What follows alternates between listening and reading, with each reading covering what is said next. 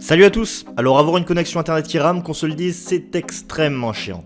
Mais pour pouvoir trouver la source du problème, il faut comprendre comment ça fonctionne. Alors dans cette vidéo, je vais vous expliquer les notions de débit, de latence, de gig, vous schématiser internet et avec un petit test de connexion à la fin, vous pourrez enfin savoir d'où viennent ces lenteurs pour ne plus finir comme lui. Itinéraire, je te capte plus là. Bouge, voilà. Là, tu me captes.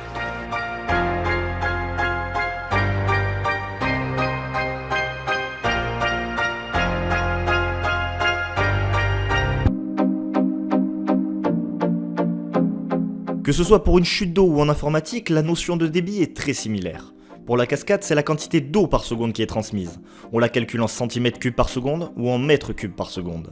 Et bien pour l'informatique, le débit c'est la quantité d'information qui est transmise par seconde. Et elle se calcule en kilobits seconde, mégabits seconde, voire même gigabits seconde. Alors concrètement c'est quoi ?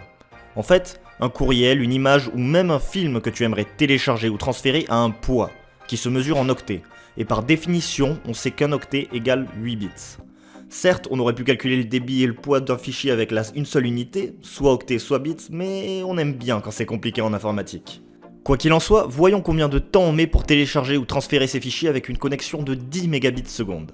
D'abord, on convertit les octets en bits, en multipliant par 8. Et avec un calcul simple, on obtient le temps de téléchargement. Pas si complexe, non ? Et ça, c'est la table qui va vous permettre de vous repérer.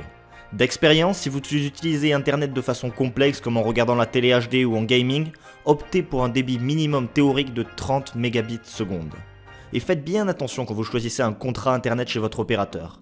Car d'une part vous payez un débit théorique, vous allez perdre pas mal de débit notamment avec le Wi-Fi, on y reviendra, et votre opérateur vous propose souvent un débit moindre pour l'envoi de données. Donc si vous faites des Skype où l'on envoie pas mal d'informations avec une webcam HD, assurez-vous d'avoir au moins 3 mégabits seconde pour l'envoi de données.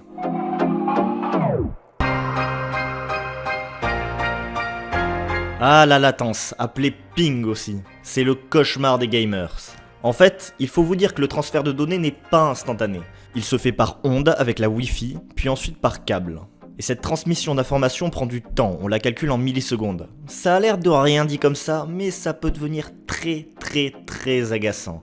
Surtout quand tu joues en live à ton jeu vidéo préféré ou que tu fais un Skype en direct. Alors une bonne latence, un bon temps de transmission, devrait se situer en dessous de 50 millisecondes. À partir de 100, ça commence à se sentir. Et on va dire que ça lag. Ce n'est pas pour rien que les envoyés spéciaux des JT, quand ils sont à l'étranger en direct, mettent 2-3 secondes avant de répondre à la question du journaliste. C'est ça la latence. Mais le pire ennemi d'une connexion internet, c'est la gig. En gros, il faut comprendre que les données ne sont pas transmises de manière continue. On les envoie par petits blocs, et si ton premier bloc a traversé tous les câbles pour livrer l'information en 20 millisecondes, rien ne dit que le suivant ne mettra pas 180 millisecondes. Prenons un exemple. J'ai une connexion avec une forte gig, et par Skype, je prononce la phrase « je sais pas ». Le premier bloc « je » arrive en 20 millisecondes. Le deuxième bloc suit, mais 50 millisecondes. Et le dernier, pas, mais 10 millisecondes. Eh bien, on se retrouve avec un blanc et deux mots dits en même temps. Voyez plutôt.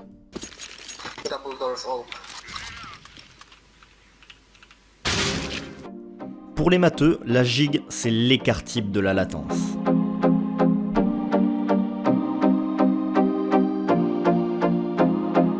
Internet, c'est aujourd'hui 2 milliards d'ordinateurs connectés entre eux, mais on ne pouvait pas connecter chaque ordinateur avec tous les autres. Vous imaginez 2 milliards de câbles arrivant sur votre PC ? Alors on a créé des relais, plus ou moins gros. Je m'explique. Au plus haut niveau, on a les serveurs. C'est des pièces futuristes qui sont en quelque sorte les mégalopoles d'Internet. Là où sont stockés les sites comme Facebook, Twitter et même ma chaîne YouTube.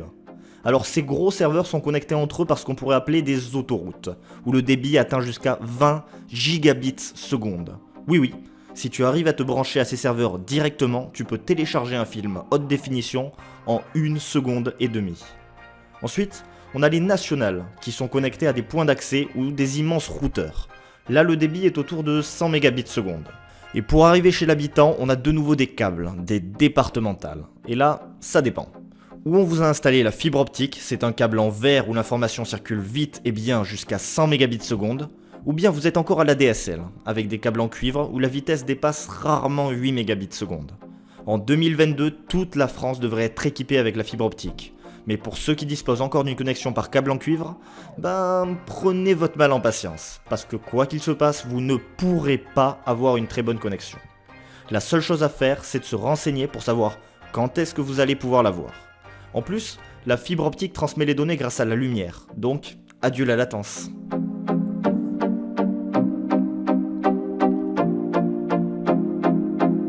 A vrai dire, c'est très pratique de pouvoir se connecter à internet sans avoir à se traîner un câble sans arrêt. Mais la Wi-Fi, il faut la voir comme une catapulte qui envoie les données.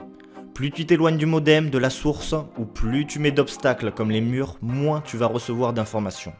Donc privilégiez au maximum les connexions Ethernet par câble et au besoin achetez un répéteur Wi-Fi. Les virus, adware, plugins, cookies, tous ces logiciels malveillants ou pas vont utiliser une partie de votre connexion internet pour transmettre leur information. Faites le ménage au maximum avec un antivirus ou un nettoyeur comme CCleaner. Ces petites bêtes-là, ça s'installe partout et tout le temps. Et au passage, si vous sentez qu'il y a des plus gros virus dans votre machine, n'hésitez pas, reformatez-la. Ensuite vient un paradoxe. Les antivirus et pare-feu vous protègent en scannant tout ce que vous téléchargez sur internet. Et si vous avez une trop bonne connexion, que trop d'informations arrivent en même temps, il se pourrait que votre antivirus ne puisse pas suivre et ne puisse pas scanner aussi vite que vous réceptionnez. Attention aux embouteillages réseau aussi, ils peuvent survenir sur les autoroutes d'internet, sur les nationales ou les départementales. Ce n'est pas pour rien que vos connexions ont plus de mal à fonctionner le dimanche après-midi. C'est que trop de monde est connecté en même temps et le réseau sature. Il y a des limites mécaniques, donc choisissez bien votre fournisseur. Et aussi, essayez de connecter un minimum d'appareils électroniques à la fois sur une même box. Le débit se partage, donc moins il y a de connexion, moins tu auras à partager ton débit.